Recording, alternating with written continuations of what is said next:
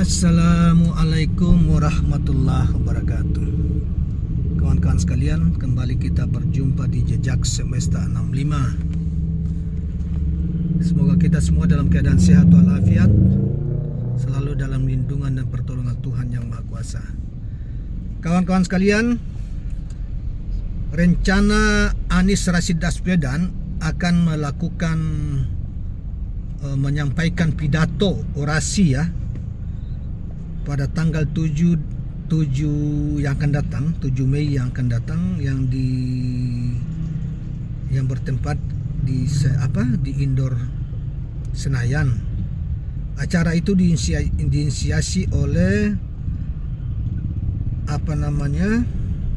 relawan Amanat Nasional Anies, di mana koordinatornya kalau tidak salah itu Syahrin Hamid. Ternyata acara ini, saudara sekalian, itu dibajak. Rame di Twitter hari ini, sudah dibajak oleh pihak-pihak yang tentu berseberangan dengan pendukung Anies, lawannya Anies lah, kayak begitu. Yang hari ini kita ambilkan beritanya dari Demokrasi News tanggal 4 Mei 2023. Kawan-kawan sekalian, masalah ini sangat ramai dan diperbincangkan, dan kita coba untuk membacakan beritanya sebagai berikut. Acara deklarasi dukungan capres untuk Anies Baswedan yang bakal digelar relawan Amanat Indonesia atau Anies dibajak pihak tak bertanggung jawab. Bagaimana ininya modelnya, kita lanjut. Acara deklarasi dukungan kepada Anies itu sejatinya digelar di tenis indoor Senayan, tenis indoor Senayan sejatinya pertama, yang sudah undangannya sudah menyebar itu, Jakarta pada Minggu 7 Mei 2023 siang, rencana tanggal jam 1 siang, saudara. Namun ada pihak tak bertanggung jawab yang membuat undangan serupa, menuliskan bahwa acara tersebut bakal diadakan di kawasan Sentul, Jawa Barat. Jadi ada pihak lain yang bikin undangan yang sama, acara itu seakan-akan dialihkan di Sentul, Jawa Barat. Padahal itu bohong. Jadi dibajak, dialihkan seperti itu, dikacaukan lah melalui media sosial. Koordinator relawan Anies, Syahrin Hamid, mengetahui adanya pembajakan itu dari pihak aplikasi yang ditunjuk menjadi vendor untuk mendata para peserta. Para relawan yang hendak menghadiri acara deklarasi relawan Anies di tenis indoor Senayan memang diharuskan mendaftar dan melakukan verifikasi melalui aplikasi yang disediakan. Nantinya para peserta akan mendapatkan barcode untuk ditunjukkan saat memasuki area acara. Ia memastikan pendaftaran acara itu secara gratis. Adapun alasan diharuskan mendaftar untuk memastikan kuota peserta yang hadir tak melebihi 4.000 orang sesuai kapasitas tenis indoor Senayan. Ini kutipan langsung pernyataan dari saudara Syahrin Hamid berikut ini. Kami yang resmi itu tempatnya di tenis indoor Senayan, tapi pihak yang tidak bertanggung jawab mencantumkan lokasinya di Sentul, Bogor di tanggal yang sama, ujar koordinator relawan Anies, Syahrin Hamid, saat persiapan pengukuhan dan deklarasi Anies di kawasan Senayan Kamis. Syahrin menyebut pembajakan agenda deklarasi itu dilakukan secara sistematik. Kata dia, sang pembajak meniru proses undangan persis undangan acara yang dibuat oleh vendor resmi. Bahkan sudah ada beberapa orang yang diketahui mendaftar ke agenda yang dibuat sang pembajak. Sehingga teman-teman peserta itu ada juga yang menerima juga tiket yang sama tapi di tempat yang berbeda. Kami melihat ada yang upaya penyesatan, waktunya sama tapi tempatnya berbeda. Syahrin mengaku sudah mengetahui siapa pihak yang membajak acaranya itu. Ia pun telah melaporkan hal itu kepada Anies Baswedan. Sudah kita laporkan, tentunya beliau kaget terhadap itu. Responnya padahal kita kan nggak melakukan apa-apa, ujar Syahrin. Kendati diganggu oleh pihak tak bertanggung jawab, Syahrin memastikan acara deklarasi dan pengukuhan relawan Anies bakal tetap digelar sesuai jadwal, yaitu di tenis indoor Senayan pada Minggu 7 Mei 2023. Dia pun memastikan Anies akan hadir dan menyampaikan pidato politiknya di hadapan para relawan. Mas Anies insya Allah sudah terjadwal untuk datang. Dan yang kedua, Mas Anies menjadikan acara nanti sebagai momentum untuk menyampaikan visi atau yang akan menjadi gagasannya untuk Indonesia ke depan. Saharin mengatakan pihaknya juga akan mengundang 3 partai yang tergabung di dalam koalisi perubahan, yaitu Nasdem, Demokrat, dan PKS untuk hadir di acara minggu mendatang. Demikianlah kawan-kawan sekalian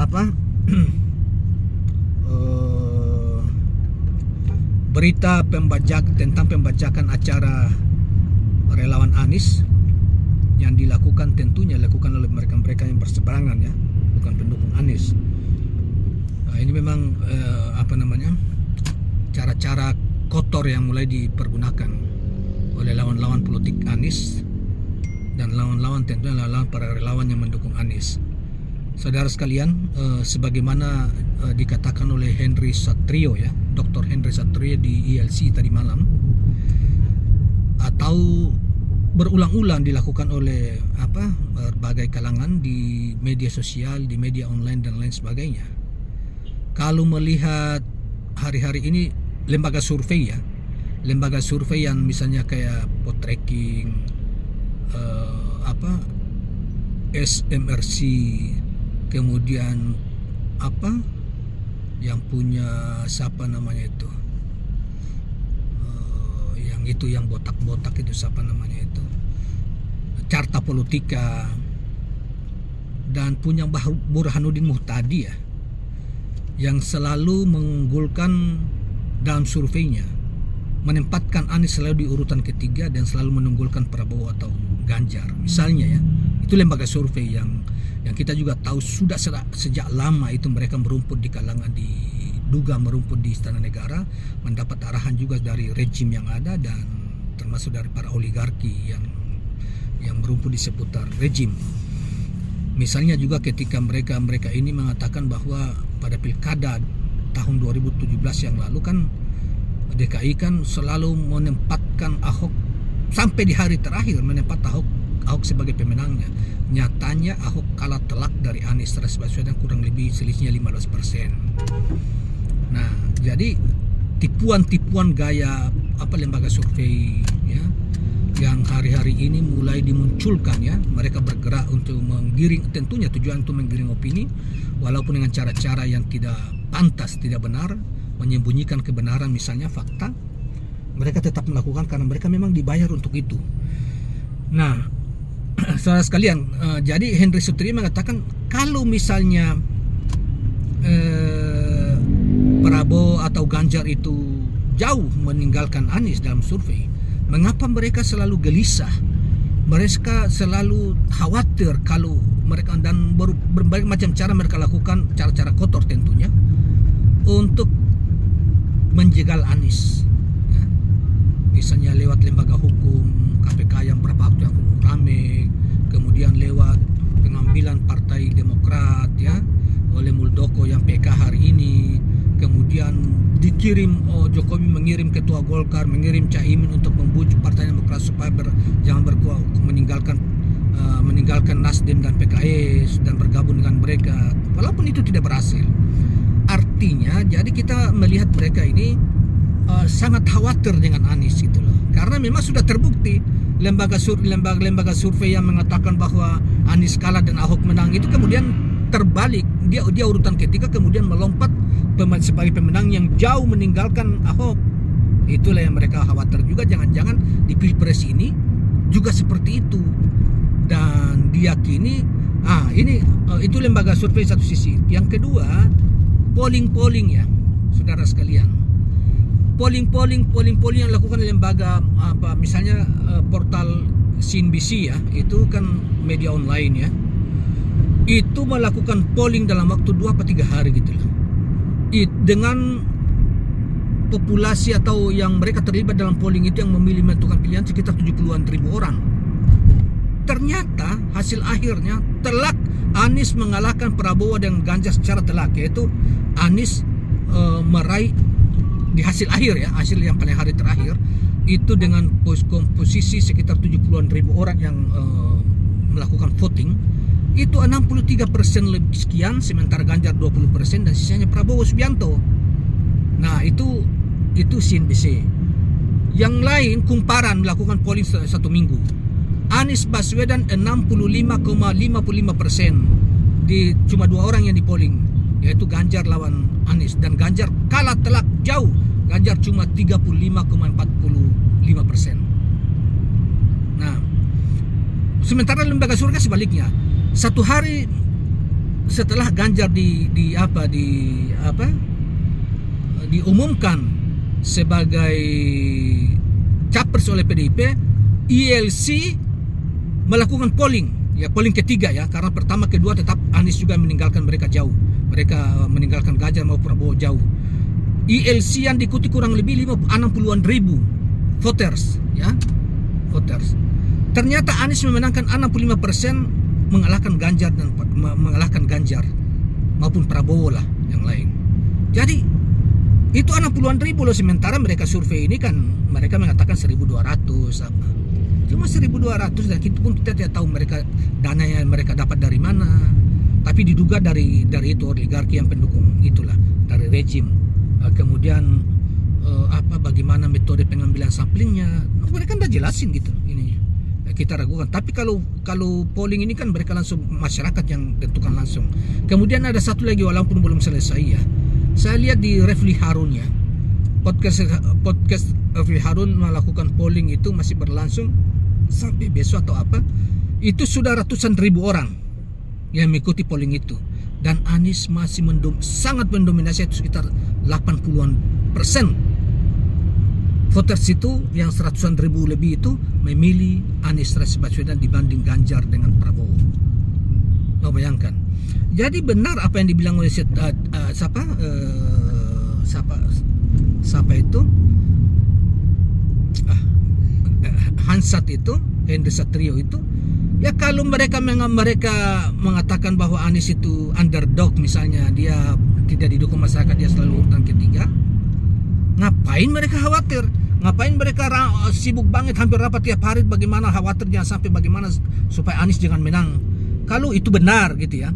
Nyatanya kan mereka gelisah, presiden sampai presiden pun turun langsung, presiden pun menjadi tim sukses, menjadikan istana sebagai tim sukses untuk Ganjar atau Prabowo, atau sampai sekarang juga belum jelas, masih saling rayu supaya siapa yang menjadi Prabowo menjadi cawapresnya Ganjar. Sampai segitu, karena saking khawatirnya mereka, sampai mereka buang-buang isu bahwa mereka akan melakukan koalisi besar. Walaupun koalisi besarnya tidak jelas sekarang. Sementara Ketua PAN Zulkifli Hasan mengatakan itu koalisi Indonesia Perubahan lagi goyah. Urusan koalisi, mau aja sudah bubar, P3 sudah pergi dukung Ganjar, kalau sisa kau sama Golkar kok masih dibilang koalisi masih ini. Itu kan tipuan-tipuan semua itu para politisi.